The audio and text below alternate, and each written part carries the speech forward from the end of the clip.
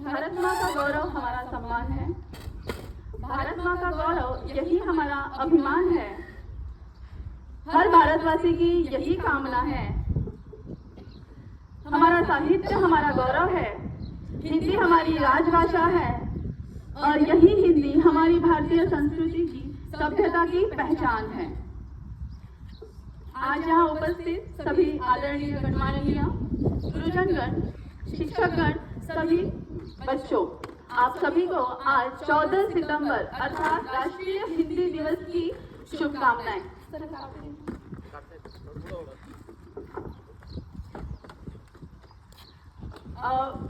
आज सभी को आज जैसे कि मैंने कहा आज राष्ट्रीय हिंदी दिवस है अर्थात 14 सितंबर। इसी तरह से हम अंतर्राष्ट्रीय विश्व हिंदी दिन, अंतर्राष्ट्रीय विश्व हिंदी दिन भी मनाते हैं। इंटरनेशनल हिंदी डे वह होता है 10 जनवरी को और हम 2006 से उसे मनाते हैं। और यह 14 सितंबर राष्ट्रीय हिंदी दिवस हम 1949 से मना रहे हैं। भारतीय संविधान में ऐसा प्रस्तुत किया गया है, ऐसा यहाँ पर लिखित है और तभी से हम भारत स्वतंत्र होने के 2 साल बाद इसे बहुत ही उत्साहपूर्वक तरीके से संपूर्ण भारत में इसे मनाया जाता है। देखिए जिस तरह से मराठी साहित्यकार कुसुमाग्रज जी, उनकी याद में हम 27 फरवरी को मराठी दिन मनाते हैं। ठीक उसी तरह से 28 फरवरी को वैज्ञानिक श्री CV रमन सर, उनकी याद में हम विज्ञान दिन मनाते हैं। ठीक उसी तरह से भारतीय गणितज्ञ श्रीनिवास रामानुजन, इनकी याद में हम गणित दिन मनाते हैं। ठीक उसी तरह से व्यवहार राजेंद्र सिंह, उनका भी संयोगवश इसी दिन जन्मदिन आता है। और हिंदी को राष्ट्रभाषा बनाने के लिए, मैंने अभी कहा राष्ट्रभाषा बनाने के लिए इन्होंने भी अति महत्वपूर्ण प्रयास किए थे। परंतु हिंदी भारत की राष्ट्रभाषा नहीं बल्कि राजभाषा है। अब इसके पीछे भी काफी बड़ा इतिहास है। अगर हम हिंदी भाषा के इतिहास के बारे में अगर जानना चाहे तो लगभग 1000 वर्ष पहले हिंदी जब से भारत में प्रसिद्ध है, भारत में सबसे ज्यादा बोली जाने वाली भाषा हिंदी को ही माना जाता है। लेकिन आधुनिक काल में अर्थात 1850 के पश्चात इसका अधिक विकास हुआ, जब भारत में भारतेंदु हरिश्चंद्र, प्रेमचंद, इन जैसे महान सूर्यों का उदय हुआ और तभी से हिंदी का अत्यधिक विकास होता गया। जैसे मैंने कहा भारत की राजभाषा हिंदी बनाने के लिए व्यवहार राजेंद्र सिंह जी ने बहुत प्रयास किए। शायद आप लोगों ने ये नाम ज्यादा सुना नहीं होगा, लेकिन यह हिंदी के बहुत बड़े महान साहित्यकार हो चुके हैं। इनके साथ साथ ही काका कालेलकर, हजारी प्रसाद द्विवेदी जी, ऐसे महान हिंदी साहित्यकारों ने भी बहुत प्रयास किए हैं हिंदी को राजभाषा बनाने के लिए। जैसे कि हम देखते हैं 14 सितंबर के दिन लगभग 2.5 दिन की चर्चा के बाद बहुत बड़ा डिबेट हुआ था। उस समय हिंदी को और डिबेट किस बात का था कि राजभाषा कौन सी, राष्ट्रभाषा कौन सी रखनी है, हिंदी या अंग्रेजी। लेकिन इसके बहुत विचार विमर्श करने के बाद भारतीय संविधान में भाग 17 के अध्याय की धारा 343 यानी कि 343 एक के तहत उसमें बताया गया है। अगर हम देखेंगे तो उसमें 180 पन्नों की यह बहस थी और सबके अंत में सबकी सहमति के साथ, अनुमति के साथ यह तय किया गया कि भारत की कोई राष्ट्रभाषा नहीं बल्कि भारत की राजभाषा बनेगी हिंदी। और वहां पर जब यह मान्यता भी मिल गई कि भारत की राजभाषा हिंदी होगी, अर्थात क्या राजभाषा का अर्थ क्या होता है कि डॉक्यूमेंटल, क्या कहते हैं उसे, जैसे कि ऑफिशियल लैंग्वेज, कारोबार की भाषा, व्यावहारिक भाषा, वह कौन सी होगी, हिंदी होगी। लेकिन इस बात को सभी ने सम्मति देने के बावजूद भी, इसके बाद भी दक्षिणात्य राज्यों में अर्थात साउथ के कुछ राज्यों ने इसको विरोध किया। फलस्वरूप क्या हुआ कि अंत में अंग्रेजी को भी राजभाषा का दर्जा दिया गया, अर्थात हिंदी हमारी राजभाषा है, ना कि राष्ट्रभाषा। अब इसका इतिहास हम देख ही रहे हैं तो भारत को स्वतंत्रता दिलाने के लिए यहाँ हिंदी भाषा बहुत महत्वपूर्ण इसका योगदान रहा है। वो कैसे? अगर भारत के इतिहास में देखा जाए कि स्वतंत्रता के लिए अगर कोई नारा देना है तो वहाँ पर भी पहला नारा हिंदी में ही दिया गया।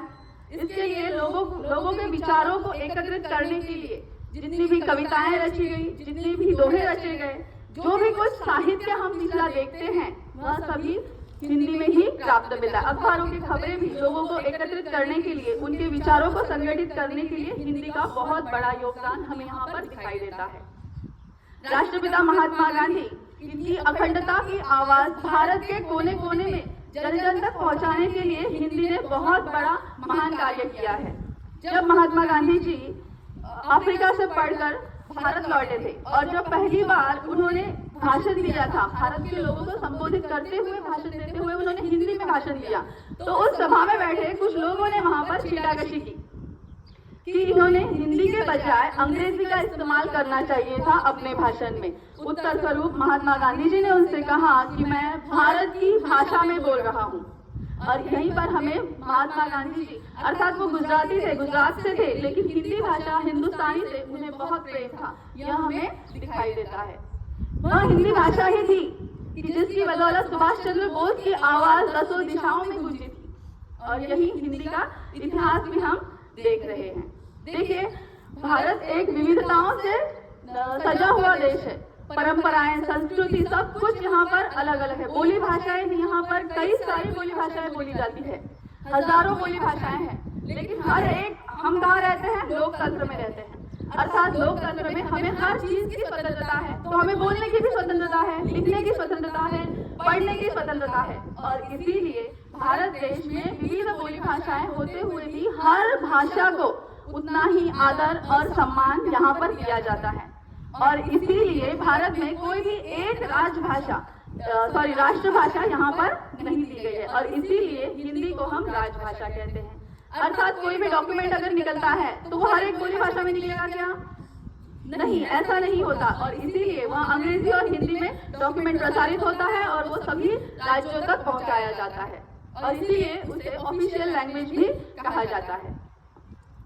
देखिए, इसके बारे में हम जानते हैं कि भारत में कई ऐसे राज्य हैं कि जिनकी मातृभाषा हिंदी है। जैसे कि राजभाषा उनकी कौन से राज्य है वैसे? उत्तर प्रदेश, हिमाचल प्रदेश, मध्य प्रदेश, उत्तरांचल, झारखंड, बिहार, राजस्थान, दिल्ली, ऐसे कई राज्य हैं कि वहाँ की मातृभाषा, उनकी राजभाषा हिंदी है। लेकिन कई राज्य ऐसे भी हैं कि उन राज्यों की मातृभाषा हिंदी ना होते हुए भी वहाँ हिंदी बहुत अच्छी तरीके से बोली जाती है। जैसे कि महाराष्ट्र, जैसे कि पंजाब, जैसे कि गुजरात, बिहार, इन राज्यों में हिंदी बोलने वालों की संख्या अच्छी खासी मात्रा में हमें दिखाई देती है। और इसीलिए वह चारों ओर उतनी, जितनी लोकप्रिय यहाँ भाषा है, उतनी ही वहाँ लोगों के दिलों में भी बसते हुए हमें दिखाई देती है। अब एक बार जब हम सर के दोस्त के घर गए थे, मैं एक किस्सा सुनाती हूँ आपको। तो उनके मित्र के बच्चे और उनके कुछ रिश्तेदार रशिया में पढ़ने के लिए गए थे। और वहाँ पर कौन सी पढ़ाई कर रहे थे? मेडिकल की, अर्थात डॉक्टर की, मेडिकल साइंस पढ़ने के लिए वहाँ गए थे। तो हमने उनसे पूछा कि वहाँ पर कौन सी भाषा में आपको पढ़ाया जाता है मेडिकल साइंस, अर्थात डॉक्टर की पढ़ाई? तो उन्होंने कहा कि सबसे पहले तो उन्हें रशियन भाषा सीखनी पड़ती है। पहले एक साल में रशियन भाषा सीखेंगे और फिर अगले 4 सालों में मेडिकल साइंस अर्थात डॉक्टरी की पढ़ाई भी वहाँ उसी भाषा में करेंगे। अर्थात, और यहाँ सिर्फ रशिया में ही नहीं, विदेशों में ऐसा ही चलन है। यूक्रेन में जाओगे आप, वहाँ पर आपको पहले उनकी मातृभाषा सीखनी पड़ेगी और फिर वहाँ आगे की पढ़ाई करनी पड़ेगी। लेकिन भारत में ऐसा नहीं है। भारत में अगर हमें डॉक्टर बनना है, इंजीनियर बनना है, तो हमें कंपलसरी अंग्रेजी में पढ़ना पड़ता है। लेकिन वर्तमान सरकार ने अभी एक हाल ही में एक निर्णय लिया है, ऐतिहासिक निर्णय में कहूँगी उसे, कि उस निर्णय में मध्य प्रदेश ऐसा पहला राज्य बन चुका है कि जहाँ पर मेडिकल साइंस, इंजीनियरिंग, मैनेजमेंट ऐसे कोर्सेज हम हमारी राजभाषा में पढ़ सकते हैं। और इसके लिए वहाँ पर कई सारे हिंदी किताबें भी अब बन चुकी है और वहाँ पढ़ाई भी अब जल्द ही शुरू हो रही है। और यह एक सच में स्वागतपूर्ण निर्णय है कि अगर कोई भी बच्चा अपनी मातृभाषा में कोई संकल्पना पढ़ता है तो उसे वहाँ समझने में और दूसरों को समझाने में और अधिक उतना ही प्रभाव उस पर पड़ता है। मैं ये नहीं कहूँगी कि हमें दूसरी भाषा का विरोध करना है, हमें दूसरी भाषाओं को भी उतनी ही आसानी से अपनाना है। उसके लिए हमें वोकैबुलरी बढ़ानी पड़ेगी। अगर कोई भी भाषा सीखनी है तो उस भाषा को सीखने के लिए हमें सबसे पहले कुछ 3 महीने 6 महीने का समय देना होगा। अगर अंग्रेजी भी सीखना चाहते हैं हम तो उसे वोकैबुलरी बढ़ाओ, रीडिंग करो। उसी के साथ साथ हिंदी का भी अगर साहित्य पढ़ोगे, शब्द संग्रह बढ़ाओगे तो खुद ही अपनी हिंदी भी अच्छी हो जाएगी और अंग्रेजी भी अच्छी हो जाएगी, ना कि उसका कोई मजाक बन जाएगा। इसलिए शब्द संग्रह बढ़ाना और पढ़ना यह अत्यंत महत्वपूर्ण हिस्सा है हमारी पढ़ाई का। अब देखिए, हम देखते हैं सोशल मीडिया। आजकल सोशल मीडिया का एक बहुत ही सुंदर ऐसा व्यवसाय सामने आया है, और सुंदर कहूंगी मैं, उसके साथ साथ बहुत ही प्रसिद्ध भी कहूंगी। कौन सा है, कोई बता सकता है? सोशल मीडिया हम सभी चलाते हैं ना।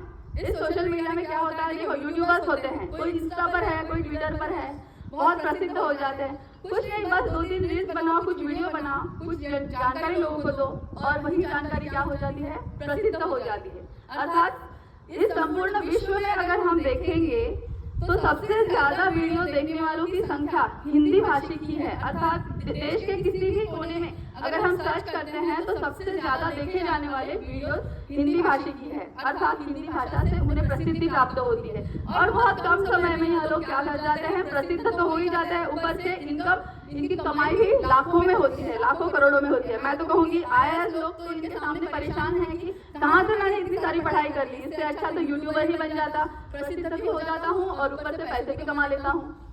खैर, इतनी सीरियस लेने की बात नहीं है, पढ़ना उतना ही जरूरी है जितना यूट्यूब पर प्रसिद्ध होना है। इसलिए पढ़ने के लिए अगर हम समय नहीं देंगे तो आप यूट्यूबर भी नहीं बन पाओगे। इसलिए सबसे पहले पढ़ाई को महत्व दिया जाए। देखिए, 2011 की आबादी के अनुसार भारत की आबादी लगभग उस समय 135 करोड़ थी। अर्थात उस समय 135 करोड़, तो 2021 में अब यहाँ आबादी जनगणना होनी चाहिए थी, जो नहीं हुई, तो मेरे ख्याल से कम 140-145 करोड़ के आसपास तो हम आज होंगे ही। तो उस समय भारत में हिंदी बोलने वालों की संख्या लगभग 52 से 53 करोड़, 52 से 53% लोग वहाँ पर परसेंटेज 53 करोड़ लोग हिंदी बोल रहे थे। और इंग्लिश बोलने वालों की संख्या उस समय कितनी थी, तो लगभग 2,70,000 लोग वहाँ तब हिंदी बोलते थे। और ऐसे में भी अगर इस गणना में स्थान दिया जाए तो हिंदी का स्थान भारत में सबसे पहला आता है। भारत में सबसे ज्यादा बोली जाने वाली भाषा हिंदी है, उसके साथ दूसरे नंबर पर बंगाली आती है, तीसरे स्थान पर मराठी है। एक्चुअली मराठी इससे पहले 4 नंबर पर हुआ करती थी, हाल ही में उसे 3 नंबर दिया गया है, और 4 नंबर पर तेलुगु भाषा आती है। और विश्व की बात अगर हम करें तो सारी दुनिया भर की आबादी लगभग 800 करोड़ है। तो इस 800 करोड़ आबादी में 7,115 भाषाएं बोली जाती हैं, और यहाँ पर भी अगर हम हिंदी का स्थान देखें तो विश्व में हिंदी का स्थान तीसरा है। अर्थात यह हम भारतीयों के लिए बहुत सम्माननीय बात है। संपूर्ण मैंने कहा 10 जनवरी को हम अंतर्राष्ट्रीय हिंदी दिवस मनाते हैं। वह किस लिए, तो संपूर्ण विश्व में तमाम देशों में फैले हुए जो हमारे हिंदू बांधव हैं, इन सबको एक सूत्र में बांधने के लिए, हिंदी का प्रचार प्रसार करने के लिए, हिंदी को बढ़ावा देने के लिए यह अंतर्राष्ट्रीय हिंदी दिवस भी उतने ही उत्साहपूर्वक तरीके से मनाया जाता है। और कई शैक्षणिक संस्थाओं में तो यह आज का दिन 14 सितंबर का आज का हिंदी दिवस 1 सितंबर से ही मनाया जाता है। 1 सितंबर से 14 सितंबर तक उसे मनाते हैं, अर्थात पखवाड़े के रूप में। पखवाड़ा अर्थात हिंदी वीक, जहाँ पर अलग अलग तरह की प्रतियोगिताएं रखी जाती है। पूर्ण 14 दिनों तक हिंदी का वातावरण वहाँ पर निर्माण किया जाता है। ऐसा कई शैक्षणिक संस्थाओं में, सरकारी कार्यालयों में हमें देखने को मिलता है। इस तरह से बहुत उत्साहपूर्वक तरीके से आज का दिन चारों ओर मनाया जाता है। मैं तो यहाँ तक कहूंगी कि हिंदी भाषा को भारतीय संविधान सभा अर्थात अथवा संसद ने नहीं बढ़ाया, कम बढ़ाया है, बल्कि अमिताभ जी और माधुरी दीक्षित ने इसे ज्यादा बढ़ाया है ना। देखिए, हिंदी ताकतवर बहुत है, बस उसे एहसास दिलाने की जरूरत है। और हिंदी समझदार भी बहुत है, बस उसे बताने वाला चाहिए। और इसीलिए कहा जाता है, आज सुबह मोबाइल पर बहुत सारे मैसेज आए, उसमें से कुछ मैसेज ऐसे भी थे कि हिंदी हमारे भारत माता की माथे की बिंदी है, और सच में इस बात का हमें गर्व है। मैंने आप सबका समय लिया, कड़ी धूप में आप सब बैठे हैं, लेकिन आपने मुझे शांति से सुना, इसलिए धन्यवाद। आयोजकों ने मुझे बोलने के यहाँ पर मौका दिया, इसलिए मैं सभी के लिए यहाँ पर आभार व्यक्त करती हूँ। धन्यवाद।